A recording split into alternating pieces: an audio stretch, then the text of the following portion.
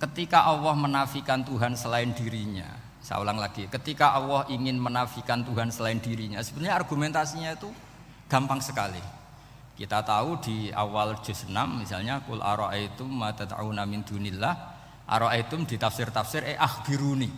Coba saya kasih tahu, ara'aitum bima'na apa? Akhbiruni. Coba kasih tahu saya. Kalau mereka itu Tuhan, apa reputasinya? Aruni, tunjukkan ke saya. Madza khalaqu minal ardi. Ketika aku menciptakan bumi itu mereka urun apa?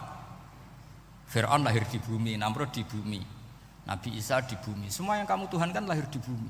Lalu ketika bumi diciptakan, kontribusi mereka itu apa? Mbok kalau yang merasa jadi Tuhan tuh mbok yo gawe lah urun gitu.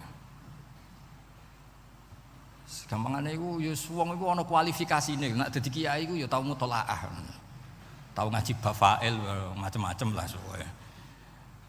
Nak dadi wong sugih iku syaratnya ya diwarisan atau pekerja keras. Kan kabeh ono syarat. Mosok dadi pangeran tanpa kualifikasi. Dadi presiden yang menang di pemilu gitu. Ini jadi Tuhan kok tidak punya reputasi aruni madza khalaqu minal ardi am lahum syirkun fis samawat. Kok jadi Tuhannya bumi ya reputasinya menciptakan bumi. Lah Jubair bin Mut'im itu orang kafir, saya ulang lagi orang kafir. Terus Allah membombardir dengan argumentasi am khalaqus samawati wal ard. Yang kamu tuhankan apa menciptakan langit bumi? Am khuliqu min ghairi syai'in, apa yang kamu tuhankan itu wujud begitu saja tanpa pencipta.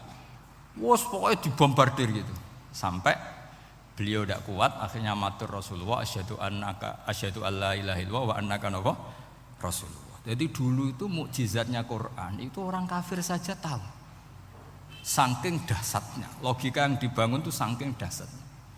Dan itu murni argumentasi ilmiah, bukan jimat, mboten. Terus diwaca sakmene ambek poso, iku mboten enten ngoten riyen. Ya pokoknya memang ilmiah. Saya punya sekian contoh. Sampean boleh enggak percaya, tapi kebangetan ora percaya. Dulu di antara sifatnya Rasulullah, saya sering ya kadang-kadang ya kepengen emosi lah, wong dikandani pangeran kok angel ra karuan. Tapi dulu para nabi itu disifati Allah qad ja'atkum bayyinatum mir rabbikum. Orang-orang kafir dulu disalahkan Allah karena sudah ada bayinah. Bayinah itu kebenaran yang ketok welo-welo, begitu jelas. Sehingga Allah ketika mensifati kekasihnya yaitu Rasulullah SAW, itu status yang ditonjolkan Allah itu apa? Lam yakunil ladzina kafaru min ahlil kitab wal musyrikin munfakina hatta ta'tiyahumul bayinah. Itu siapa? Rasulun minallah yatslu suhufam mutahharah. Orang kafir yang ngotot terhadap kekafirannya, baik ahli kitab maupun orang musyrik, itu tidak akan tercerabut dari akar kekafiran sehingga datanglah bayinah. Bayinah itu kejelasan yang benar welo-welo. Siapa itu? Rasulun minallah yatslu suhufam. Nah, benar welo-welo itu karena argumentasinya dibenturkan. Saya ulang lagi, dibenturkan. Saya beri sekian contoh argumentasi yang dibenturkan. Saya berkali-kali cerita kalau ngaji. Lama sekali cara berpikir orang kafir, entah kafir Cina, entah kafir Quraisy itu sama. Di mana-mana Tuhan itu penyelesai problem. Pikiran mereka, kalau problem itu banyak ya Tuhannya harus banyak. Makanya ada dewa petir, dewa dewi keberuntungan, macam-macam. Di orang kafir jahiliyah juga sama. Ini Tuhan spesialis hujan, ini Tuhan apa sesuai fungsinya. Sehingga ketika Rasulullah itu datang membawa konsep satu Tuhan, mereka protes. Disebut aja'alal alihata ilahau wahida inna hadza la syai'un ujab. Masa Tuhan satu, padahal problem kita ini banyak. Inna hadza la syai'un ujab, ini aneh. Tapi Nabi secara telaten adu argumentasi.